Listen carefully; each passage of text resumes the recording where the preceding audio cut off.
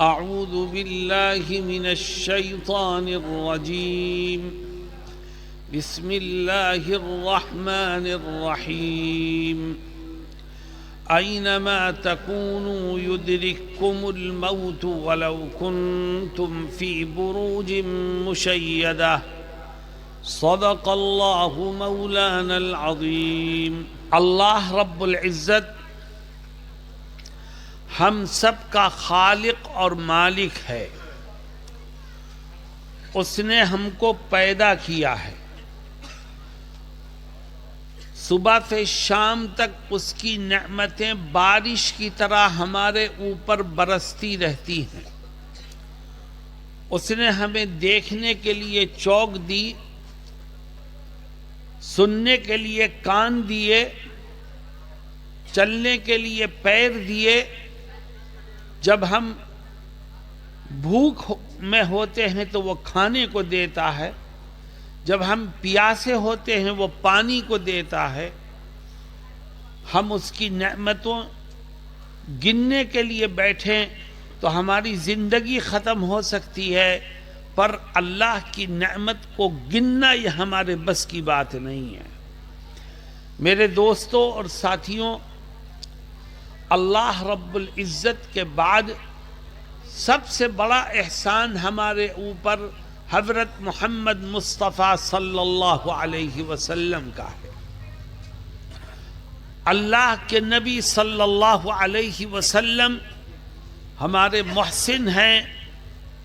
انہوں نے ہم کو خدا سے جوڑنے کا کام کیا ہے۔ ان کے ذریعے ہم کو اللہ کی کتاب ملی ہے اور ہمیں جنت کا راستہ انہوں نے دکھایا ہے، ہمیں جہنم سے انہوں نے بچایا ہے۔ میرے دوستوں اور ساتھیوں، آؤ ہمیں تھوڑا سا وقت ملا ہے، ہم اللہ اور اس کے رسول صلی اللہ علیہ وسلم کی باتوں کو، آپ کی تعلیمات کو سمجھنے کی کوشش کریں۔ میں نے قرآن کریم کی ایک آیت پڑھی، اس میں اللہ رب العزت کہتا ہے کہ جو انسان بھی دنیا میں آیا ہے اس کو ایک نہ ایک دن موت کا مزہ چکھنا ہی پڑے گا، چاہے جوان ہو، بوڑھا ہو، مرد ہو، عورت ہو، غریب ہو کہ مالدار ہو۔ جب موت کا وقت آ جائے گا تو ہر ایک کو دنیا سے جانا پڑے گا۔ کوئی انسان موت سے بچ کر کے کہیں بھاگ نہیں سکتا۔ اللہ رب العزت فرماتا ہے اینما تکونوا یدرککم الموت ولو کنتم فی بروج مشیدہ۔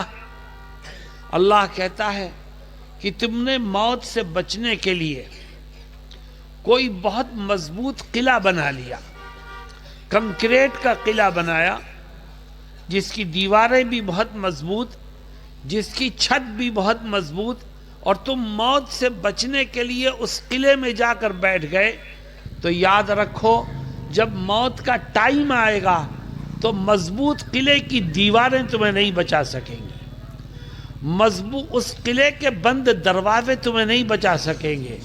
اللہ رب العزت کا اعلان ہے اذا جاء اجلهم لا يستأخرون ساعة ولا يستقدمون، کہ جب انسان کی موت کا ٹائم آ جائے گا تو کسی کو ایک منٹ کی مہلت نہیں ملے گی۔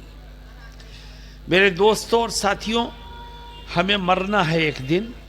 ہمارے باپ دادا دنیا سے چلے گئے، ہماری بہت سی مائیں دنیا سے چلی گئیں، ہمارے بہت سے دوست اور بھائی دنیا سے چلے گئے۔ سوال یہ پیدا ہوتا ہے کہ جو انسان مر جائے وہ کہاں جاتا ہے؟ کیا ختم ہو جاتا ہے؟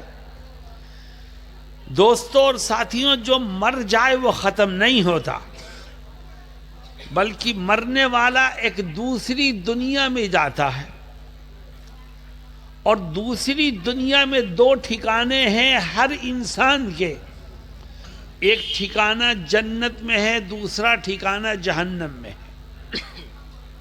اب مرنے والا کہاں گیا، جنت میں گیا کہ جہنم میں گیا، اس کا صحیح علم اللہ کے سوا کسی کو نہیں۔ لیکن حضرت محمد مصطفیٰ صلی اللہ علیہ وسلم نے دو نشانیاں ذکر فرمائی ہیں ایک حدیث شریف میں، اور آپ نے فرمایا مرنے والے میں یہ نشانی ہو تو سمجھ لو جنتی ہے، اور اگر یہ نشانی ہو تو سمجھ لو جہنم میں گیا۔ کیا نشانیاں ہیں؟ صحابہ کرام فرماتے ہیں، حدیث شریف سنو غور سے، کہ نبی کریم صلی اللہ علیہ وسلم تشریف فرما تھے، آپ کے سامنے سے ایک جنازہ گزرا، آپ نے اسے دیکھا اور فرمایا وجبت، واجب ہو گئی۔ تھوڑی دیر کے بعد دوسرا جنازہ گزرا،